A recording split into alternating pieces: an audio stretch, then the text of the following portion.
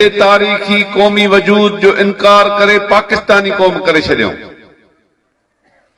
न सिर्फ़ इहो पर जेके भी ज़मीनी ज़ख़ीरा हुआ उहे सभु पंजाब जे हवाले कयूं। पंजाब एतिरो त मकार, चालाक, चालबाज़ ऐं हरामी रहियो आहे जिन पंहिंजे मौसननि खे बि माफ़ न आहे कयो, जिन खे इस्तेमाल कयूं उन्हनि जा ई वेरी थिया। कायदे आज़म मोहम्मद अली जिन्ना, कायदे आज़म त न चऊंसि, मोहम्मद अली जिन्ना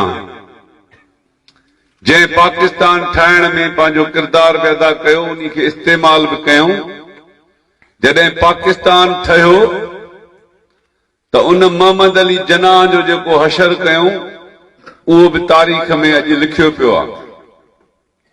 बलोचिस्तान जे ॾूरांहें इलाइक़े में हू टीबी जो को मरीज़ थी वियो, उते ज़हर ॾेई मारियऊं, ज़हर ॾिनोसि ऐं उतो जॾहिं खणायसि कराची त अञा साह हुयुसि। अहिड़ी एम्बुलेंस में खणी आयसि जंहिंमें हिकिड़ो शीशो बि कोन हो।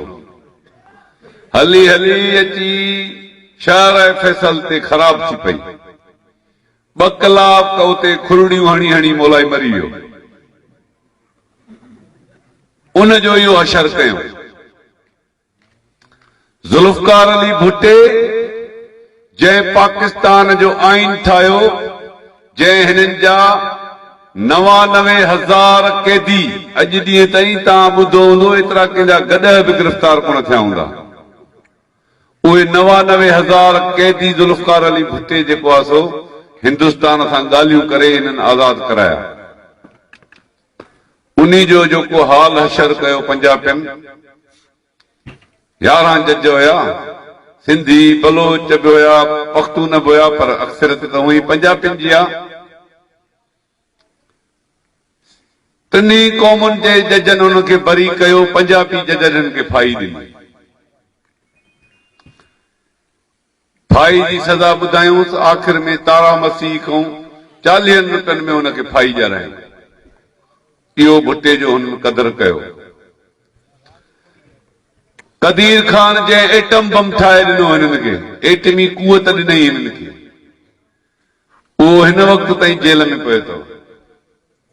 भली माउ मरी वञेसि, भाउ हाणे भेण मरी वियसि त बि हुनजो मुंहुं ॾिसण बि कोन ॾिनोसि।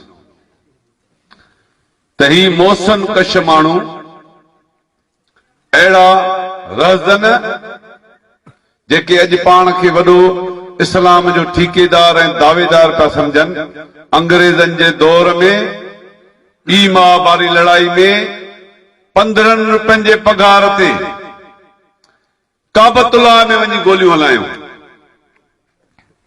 ऐं जॾहिं उन्हनि जा लाश हिते कराची में खजी आया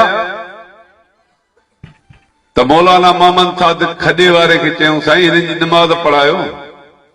चई, बाबा ही त वॾा काफ़र आहिनि, हिन काबे में वञी गोलियूं हलायूं, हिन जी जनाज़ नमाज़ जाइज़ ई न आहे। त उन खे 3 साल सज़ा ॾेई जेल मोकिले छॾियो। बेनज़ीर भुट्टो जेका पाकिस्तान जी ज़ंजीर लिखी वेंदी,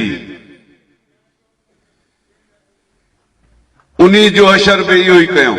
रावलपिंडी में बम सां उॾाए छॾियऊं।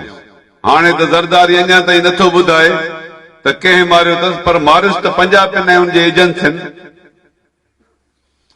त असांजो चवण जो मतिलबु इहो आहे त ही पंजाबी कॾहिं बि सिंधियुनि जा, बलोचनि जा या पख्तूननि जा सजण न आहिनि।